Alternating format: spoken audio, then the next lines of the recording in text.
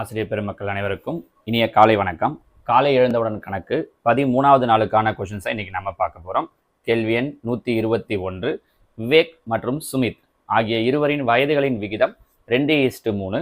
12 ஆண்டுகளுக்கு பிறகு அவர்களின் வயது விகிதம் 11:15 எனில் சுமித்தின் வயது என்ன அப்படின்னு கொஸ்டின் கேட்டிருக்கோம். கரெக்டா? இந்த ஏஜ் ப்ராப்ளத்தை பொறுத்த வரைக்கும், வயது கணக்குகளை பொறுத்த வரைக்கும் ரொம்ப சிம்பிளாக நம்மளால ஆன்சர் சொல்ல முடியும். இங்கே முதல்ல 2 பேரை சொல்லியிருக்காங்க, விவேக், ஸ்மித். இதில் அவங்க யாரோட வயசு கேட்குறாங்க அப்படின்னா ஸ்மித். ஸ்மித்துங்கிறது 2வது இருக்கிறாள். அப்போ இங்கே 2வது இருக்கிற நம்பர் என்ன இருக்குன்னு பாருங்க, 3ன்னு இருக்கு. கரெக்டா? ஸோ ஆன்சர் 3ஆம் வாய்ப்பாட்டில் வரணும். பாருங்க, இதில் எது 3ஆம் வாய்ப்பாட்டில் வருது? 32 3ஆம் வாய்ப்பாட்டில் வராது. 42 3ஆம் வாய்ப்பாட்டில் வரும். 48 வரும். 56 3ஆம் வாய்ப்பாட்டில் வராது. அப்போ இங்கே 2 ஆன்சர் இருக்கு. சரி, இந்த 2 எப்படி சார் சூஸ் பண்ணுறது அப்படின்னா, இங்கே அடுத்த ஸ்டேட்மெண்ட் பாருங்க. 12 வருஷத்துக்கு அப்புறமா ஸ்மித்தோட வயசு, ஏன்னா ஸ்மித்துங்கிறது 2வது இருக்கிறது. 12 வருஷத்துக்கு அப்புறமா என்ன கொடுத்துருக்காங்க? 15. அப்போ இப்போ என்கிட்ட 2 ஆன்சர் தான் இருக்கு, 42 48. இது 2 கூட நான் என்ன பண்றேன்னா 12 ஆட் பண்றேன், ஏன்னா 12 வருஷத்துக்கு அப்புறம்ன்றதால. 42 கூட 12 ஆட் பண்ணேன் அப்படின்னா 54. 48 கூட 12 ஆட் பண்ணேன் அப்படின்னா 60. இப்போ ஸ்மித்தோட வயசு என்ன நம்பரா இருக்கு? 15. இந்த 2 ஆன்சர்ல எது 15ஆம் வாய்ப்பாட்டில் வருதுன்னு பார்க்குறோம். 54 15ஆம் வாய்ப்பாட்டில் வராது. 60 15ஆம் வாய்ப்பாட்டில் வரும். அப்போ ஆன்சர் ஆப்ஷன் சி, 48 வருடங்கள். புரிஞ்சு முடியுதுங்களா? இது மெத்தடாக போடணும் அப்படின்னா எக்ஸ்னெல்லாம் வச்சு ரொம்ப பெருசாக போகிறது மாதிரி இருக்கும், தேவையே கிடையாது. அழகாக இந்த ஐடியாவை யூஸ் பண்ணி போடலாம். சரிங்களா? ஒன்று. இன்னொன்று, சில டீச்சர்ஸுக்கு என்ன டவுட் இருக்குது இன்னும் அப்படின்னா, இப்போ நம்ம போடுற வீடியோஸ் வந்து பேப்பர் 1க்கு மேட்ச் ஆகுமா இல்லை 2க்கு மட்டும்தான் மேட்ச் ஆகுமா அப்படின்ட்டு. கட்டாயமாக பேப்பர் 1 and 2 ரெண்டுத்துக்குமே இது யூஸ் ஆகிறது மாதிரி தான் கொடுத்துட்ருக்கேன். நம்ம என்ன அப்படின்னா, இப்போ நீங்கள் லாஸ்ட்டாக எழுதின டெட்டை மட்டுமே வச்சு ரொம்பவே ஈஸியாக இருந்துரும் அப்படின்ற மாதிரி யோசிக்கிறோம்னா, கட்டாயம் அப்படி இருக்கிறதுக்கு தான் நிறைய வாய்ப்பு இருக்குது. ஆனால் நமக்கு முன்னாடி இருந்த பேப்பர் எல்லாம் பார்த்தீங்க அப்படின்னா இந்த லெவல் எல்லாம் கலந்து தான் இருந்தது. ஈவன் பேப்பர் 1 ஆனாலும் 2 ஆனாலும் பெரிய வித்தியாசம் எதுவுமே இருக்கிறது இல்லை. ஸோ நான் கொடுத்துட்டு இருக்கிற கொஷின் உங்கள் 2 பேருக்குமே பேப்பர் 1 ஆனாலும் 2 ஆனாலும் அவங்க கொஷின்ஸ் எப்படி கேட்டாலும் நம்ம அட்டன் பண்ணுறது மாதிரி இருக்கணும் அப்படிங்கிறதால தான் 2 விதமாகவும் கலந்து கொடுத்துருக்கேன். சொல்லப்போனால் முதல்ல ஒரு 4-5 நாள் பார்த்தீங்கன்னா ரொம்பவே பேசிக்காகவே இருந்திருக்கும். அடுத்தடுத்து வரும்போது சில நாள்லாம் அந்த மாதிரி. ஸோ பேசிக், இந்த லெவல் எல்லாமே கலந்த மாதிரி தான் கொடுத்துட்ருக்கோமே. ஸோ பேப்பர் 1 ஆனாலும் 2 ஆனாலும் மேத்ஸ் நீங்கள் தாராளமாக நம்ம கொடுக்குற எல்லா கொஸ்டினுமே ஒர்க் அவுட் பண்ணி பார்க்கறது பெட்டர். ஓகேவா? அடுத்ததாக கேள்வி 122. ஒரு குறிப்பிட்ட தொகையானது 8% வட்டி வீதத்தில் 5 ஆண்டுகளில் ரூபாய் 10,080 ஆகிறது எனில் அசலை காண்க இப்படின்னு கேட்டிருக்கோம். கரெக்டா? இப்போ இதில் என்ன பண்ணுறோம் அப்படின்னா, வட்டி வீதத்தையும் எத்தனை வருஷன்றதையும் சொல்லிட்டாங்க. அசல் என்னன்றத கொஸ்டின் கேட்டிருக்காங்க. இப்போ கீழே அசல் ஒவ்வொன்றா கொடுத்துருக்காங்க. ஒன்றும் இல்லை, இதில் 8% 5 ஆண்டுக்கு பை 100ன்னு வரும் வழியா, PNR by 100. 100 போது 0 2 கேன்சல் ஆகிடும். அப்போ இது ரெண்டுத்தையும் நம்ம மல்டிப்ளை பண்ணி பார்த்தாலே போதும். 8 5 40, 72 × 40. ஸோ 0 4 2 8 7 4 28, 2,880 ரூபா அசல். வட்டி அசல் எவ்வளோ கணக்காகுது? 7,200 ரூபாய். இது ரெண்டுத்தையும் ஆட் பண்ணி பார்க்கும்போது இந்த ஆன்சர் வந்துச்சுன்னா கரெக்ட். பாருங்க, 0 8 0 7 3 10, 10,080 அவங்க சொன்ன அமௌண்ட் வந்துடுச்சு. அப்போ ஆன்சர் ஆப்ஷன் ஏ. ஒருவேளை இது வரல அப்படின்னா அடுத்த சாய்ஸுக்கு போயிருப்போம், பிக்கு போயிருப்போம். புரிஞ்சு முடியுதுங்களா? மெத்தடாக போனோம் அப்படின்னா ஆக்சுவலாக I = PNR by 100 அப்படிங்கிறது தனி வட்டிக்கான ஃபார்முலா. இப்பயே அதை தான் யூஸ் பண்ணியிருக்கேன். அவங்க என்ன பண்ணியிருக்காங்கன்னா, வட்டி சொல்லாமல் அசல் சொல்லாமல் மொத்த தொகையை சொல்லியிருக்காங்க, வட்டி விதத்தையும் ஆண்டுகளையும் சொல்லியிருக்காங்க. இங்கே கொண்டு வந்து அப்ளை பண்ணோம்னா அது இன்னும் உங்களுக்கு பெருசாக இருக்கும். நான் டைரெக்டாக என்ன பண்ணிட்டேன், ஒவ்வொரு ஆப்ஷனாக எடுத்துக்கிறேன். இப்போ ஃபர்ஸ்ட் ஆப்ஷன் அவங்க 7,200 அப்படின்னா இது பி. அடுத்தது என்னங்கிறது எத்தனை வருஷம் கொடுத்துருக்காங்க? 5. அடுத்தது ஆறுங்கிறது வட்டி வீதம் 8 by 100. அப்போ என்னவாயிடும்? 0 0 0 0 கேன்சல் ஆகிடும். இது மொத்தத்தையும் பெருக்குனீங்கன்னா 2,880 ரூபான்னு கிடைக்கும். எது? வட்டி. ஸோ அசல் ஒரு 7,200 ரூபாய். இது எடுத்தையும் ஆட் பண்ணேன்னா எனக்கு என்ன கிடைச்சிருதுன்னா, அவங்க சொன்ன 10,080ன்னு கிடைச்சிருது. ஸோ ஆன்சர் 7,200ன்றது கரெக்ட். ஒருவேளை இந்த ஆன்சர் வரலன்னா அடுத்த சாய்ஸுக்கு போயிருப்பேன். பி ஆப்ஷன் எடுத்து இதே மாதிரி செஞ்சு பார்த்துருப்போம். சி. ஓகேங்களா? ஸோ மெத்தடாக போகிறத விட இங்கே நீங்கள் கொடுத்துருக்கிற ஆப்ஷன்லேருந்து பண்ணி பார்க்குறது அப்படிங்கிறது நமக்கு ஈஸியாக இருக்கும். ஓகேவா? அடுத்ததாக கேள்வி எண் 123. XYZ தனித்தனியே ஒரு வேலையை முடிக்க 6 4 12 மணி நேரம் எடுத்துக்கொள்கின்றனர். மூவரும் சேர்ந்து வேலையை முடிக்க எவ்வளவு நேரம் எடுத்துக்கொள்வர்? நம்ம இதே மாதிரி 3 பேர் கொடுத்தாங்க அப்படின்னா ஆல்ரெடி சொல்லியிருக்கோம் பாருங்க, 6 4 12. இது 3த்துக்கு எல்சிஎம் எடுக்கணும். 6க்கு 4 12க்கு எல்சிஎம் எடுத்தோம் அப்படின்னா என்ன கிடைக்கும்னா 12. அப்போ அந்த 12 கீழே வச்சுக்கிறோம். இப்போ என்ன பண்ணுறோம்னா 6 எதால பெருக்குன்னா 12 வரும்னு பார்க்குறேன். 6 2 12, அப்போ 2 ப்ளஸ் 4 எதால பெருக்குன்னா 12 வரும்? 3ஆல், அப்போ +3. 12 எதால பெருக்குனா 12 வரும் 1ஆல. அப்போ +1. புரிஞ்சு முடியுதா? இது மூணுத்துக்கு எல்சிஎம் எடுத்து கீழே போட்டுறோம். இந்த நம்பர் எதாலாம் பெருக்குனா இந்த எல்சிஎம் கிடைக்குமோ அந்த நம்பரை மேலே போட்டுக்கிறோம். 2 3 5, 5 1 6. அப்போ 6/12, 1 6 6, 2 6 12, 1/2 கிடைக்குது இல்லையா? கிடைக்கிற ஆன்சரை தலைகீழாக எழுதிடணும். அப்போ 2/1, தட் மீன்ஸ் 2. அப்போ எவ்வளோ நாளில் முடிப்பாங்க அப்படின்னா ஆப்ஷன் டி 2 நாட்களில் முடிப்பாங்க. சரிங்களா? 2 மணி நேரம் டைம் ஹவரில் கொடுத்துருக்காங்க இல்லையா? ஸோ எவ்வளோ நேரம் அப்படின்னா 2 மணி நேரத்தில் முடிப்பாங்க. ஓகேவா? கேள்வி 124. HCF of C² - D², C² - CD. C² - D². எப்படி எழுதலாம்? ஃபார்முலா தெரியும் இல்லையா? C + D × C - D, A² - B² formula. இன்னொன்று C² - CD. சியை காமனாக வெளியே எடுத்துட்டோம் அப்படின்னா பேலன்ஸ் என்ன இருக்கும்? C - D. அவங்க என்ன கேட்டிருக்காங்கன்னா HCF மீ போவா என்னன்னு கேட்டிருக்காங்க. ரெண்டுலேயும் எது காமனாக இருக்கோ அதுதான் HCF. எது காமனாக இருக்குது? C - D. அப்போ answer option B C - D. ஓகேங்களா? அடுத்ததா 125. ஒன்றுக்கொன்று பகா எண்களான 2 எண்களின் பெருக்கல் தொகை 35 எனில் அவற்றின் மீச்சிறு பொது மடங்கு, அதாவது இதோட எல்சிஎம் என்னன்னு கேட்டிருக்காங்க. ரெண்டுமே பகா எண்.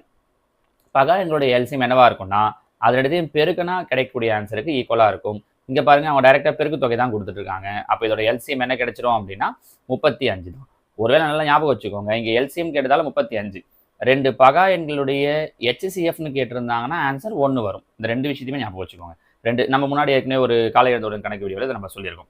பகா எண்களுடைய HCFன்னு கேட்டாங்கன்னா 1, எல்சிஎம் கேட்டாங்கன்னா அது ரெண்டுத்துடைய பெருக்கல் தொகை தான் அதோட எல்சிஎம். ஓகேங்களா? கேள்வி 126. 16 மீட்டர் நீளமும் 14 மீட்டர் அகலமும் 7 மீட்டர் உயரமும் கொண்ட கனச்சதுரத்தின் கன அளவு மற்றும் பரப்பு கண்டுபிடி அப்படின்னு கேட்டிருக்காங்க. கனச்சதுர ஆக்சுவலாக அது கனச்சதுரம் கிடையாது, கனச்செவ்வகம். இங்கிலீஷில் சொல்லும்போது கரெக்டாக கியூபாய்டுன்னு சொல்லியிருக்காங்க. தமிழில் கனச்சதுரம்னு சொல்லியிருக்காங்க பாருங்க. கனச்செவ்வகம் ஏன்னா நீளம் அகலம் உயரம் மூணுமே வேற வேறவா இருக்கு. சரியா? கனச்செவ்வகத்தினுடைய கன அளவுக்கு என்ன ஃபார்முலா அப்படின்னா L × B × H. LBH. அப்போ 16 × 14 × 7. இது மூணுத்தையும் பெருக்கிறோம். 16 14 × 7 மூணுத்தையும் பெருக்கணும் அப்படின்னா நமக்கு என்ன ஆன்சர் கிடைக்கும் அப்படின்னா 1568. இந்த ஆன்சர் எங்க இருக்கு? 1568. இது 60 400. இப்போ இது மூணுமே கிடையாது. நமக்கு ரெண்டாவது பரப்பளவு கண்டுபிடிக்கவே வேண்டாம் பாருங்க. இது ஒன்றுத்துலேயே ஆன்சர் முடிஞ்சிருச்சு. So answer option A 1568 metre cube. புரியுதுங்களா? அப்படி இல்லை 2 ஆன்சர் நீங்கள் 1568 வச்சிருக்காங்க அப்படின்னா அப்போ அடுத்த சாய்ஸ் நம்ம என்ன பண்ணியிருக்கணும்? பரப்புக்கான ஃபார்முலாவை போயிருக்கணும். சரிங்களா? பண்ண முடியும் இல்லையா? ஓகே, இது 126. அடுத்ததான் 127. சுருக்குக. இது நம்ம ஏற்கனவே சொன்னது மாதிரி போர்ட்மாஸ் ரூலை யூஸ் பண்ணி பாருங்க. 3/2 × 11/5 / 25/44 × 11/5 / 33/15. போர்ட்மாஸ் ரூல் படி ஃபர்ஸ்ட் எதை செய்யணும் அப்படின்னா பிராக்கெட்டை செய்யணும். கரெக்டாக? பிராக்கெட் தோ இருக்கு. இந்த பிராக்கெட் 1 5 5 I 5 25, 1 11 11, 4 11 44. அப்போ என்ன கிடைக்குது? 5/4, 3/2 × 11/5 டிவைடட் பை 5/4 டிவைடட் பை 33/15. அப்போ பிராக்கெட் இந்த மல்டிப்ளை என்னவா மாற்றிக்கிறோம்? இந்த டிவைட் என்னவா மாற்றிக்கிறோம்னா மல்டிப்ளை. அப்போ இந்த 5/4 அப்படிங்கிறது என்னவா மாறிடும் அப்படின்னா 4/5ன்னு மாறிடும். கரெக்டாக? 4/5. ஸோ 3/2 × 11 44/5 25. இந்த டிவைட் என்னவா மாறிடும் அப்படின்னா மல்டிப்ளை 15/33. ஸோ 3 5 15 5 25. இங்கே 3 11 33, 4 11 44. எல்லாமே பெருக்கல்ல இருக்கிறதால கேன்சல் பண்ணலாம். 3 3 கேன்சல் ஆகிடும். இதோ 1 2 2 4. அப்போ மீதி என்ன ஆன்சர் நிற்குது? இங்கே 3, இங்கே 2, 3 2 6 பை கீழே என்ன மட்டும்தான் நிற்குதுன்னா 5. அப்போ கேன்சல் பண்ண இதாவது மிக்சடு ஃப்ராக்ஷனாக மாத்திரம் இம்ப்ராப்பர்.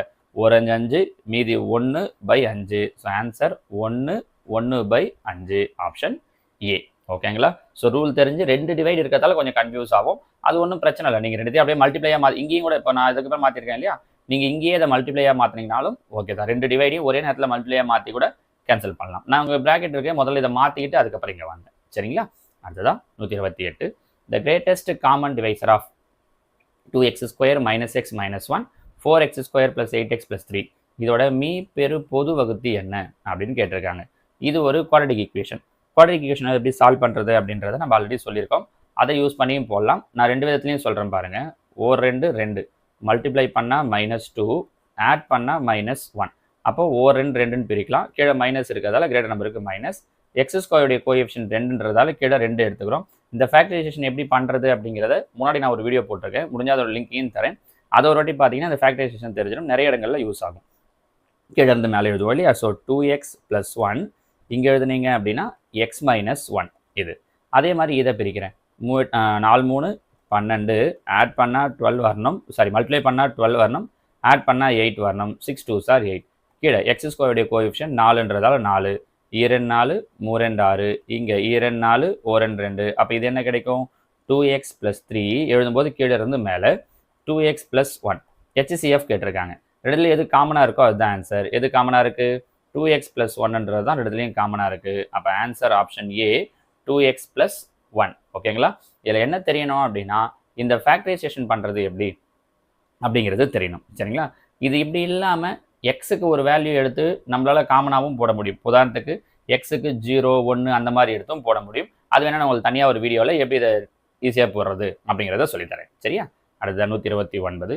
8 மீட்டர் நீளம் 5 மீட்டர் அகலம் கொண்ட ஒரு அறையின் உட்புறமாக சுற்றி வர 0.4 மீட்டர் அகலத்தில் சிகப்பு வண்ணப்பாதை பூசப்படுகிறது. சிகப்பு வண்ணப்பாதையின் பரப்பளவு யாது அப்படின்னு கேட்டிருக்கோம். பாருங்கள், 8 மீட்டர் 5 மீட்டர் 8 5 உள்ளாடி 0.4 மீட்டர் அகலத்தில் பாதை பூசுகிறாங்க. அப்போ இங்கே ஒரு 0.4 இங்கே ஒரு 0.4 அப்படின்னா மொத்தமாக சேர்த்து 0.8. ஸோ 8ல் 0.8 போயிடுச்சுன்னா பேலன்ஸ் 7.2. அதே மாதிரி இங்கே ஒரு 0.4 இங்கே ஒரு 0.4. அப்போ 5ல் 0.4 போயிடுச்சு. இங்கே பார்த்தீங்கன்னா இந்த நீளம் 7.2. 5ல் 0.4 போயிடுச்சு அப்படின்னா மீதி 4.2. ஸோ இது ஒரு பெரிய செவ்வகம், இது ஒரு சின்ன செவ்வகம். இது நம்ம இந்த மாடலில் ஏற்கனவே பார்த்துருக்கோம் இல்லையா? அப்போ 8 5 பெருக்கணும்னா 8 5 40. இங்கே பார்த்தீங்கன்னா இந்த உள்ளே இருக்கிற செவ்வகம் 7.2 × 4.2.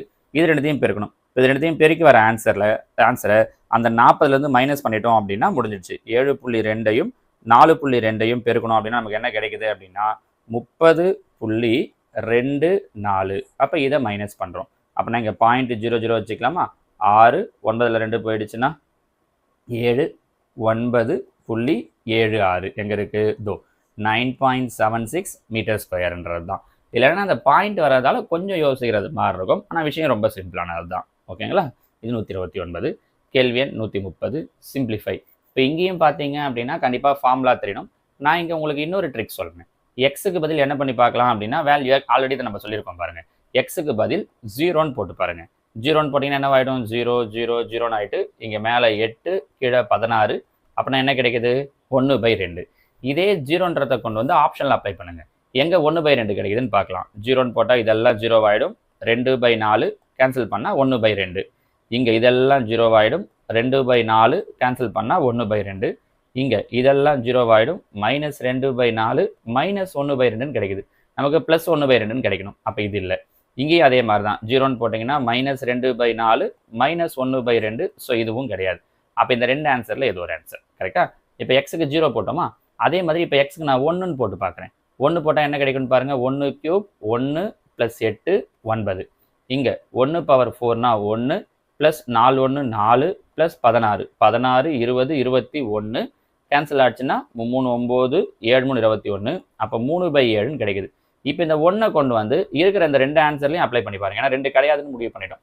இதில் எதில் இப்போ 3/7ன்னு கிடைக்குதோ அதான் ஆன்சர். 1ன்னு போட்டேன்னா 1 + 2 3/1